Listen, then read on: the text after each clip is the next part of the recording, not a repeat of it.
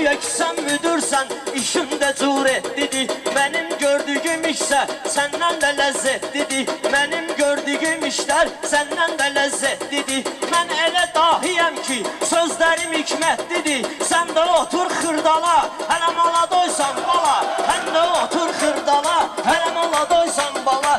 Get qabağa gel dala, hele mala doysan bala. Spora təkrar eylə, kim deyir ki yol verib Haftora təkrar eylə, dahi mən deyim sözü sən sonra təkrar eylə. Mən tüfürüm sən yala, hələ mala doysan bala. Mən tüfürüm sən yala, hələ mala doysan bala.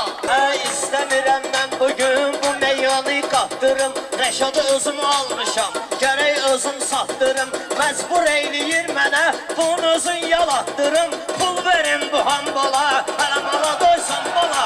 Pul verin bu hambala, hələ mala doysan bala. Rəşad bir bax var idi, bu cür yüzünü kəsirdi. Nicat vəzn tuturdum, çaşıb vəzni kəsirdi.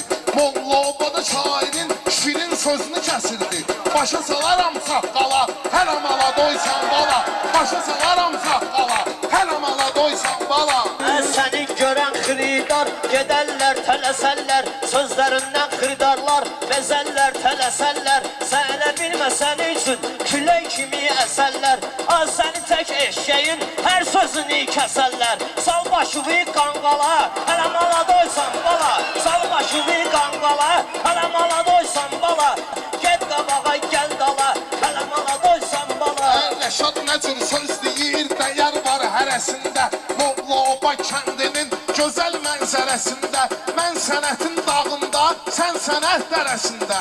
Şir verin terbala, hələ mala doysan bala. Şir verin terbala, hələ mala doysan bala. Gəl qabağa get dala, hələ mala doysan bala.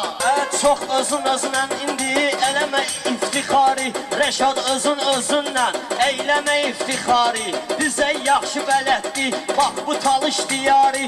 Sən özü bil bax necə çıxarmısan yuxarı. Düşüb ayağın razvala, hələ mala doysan bala. Düşüb ayağın razvala, hələ mala doysan bala.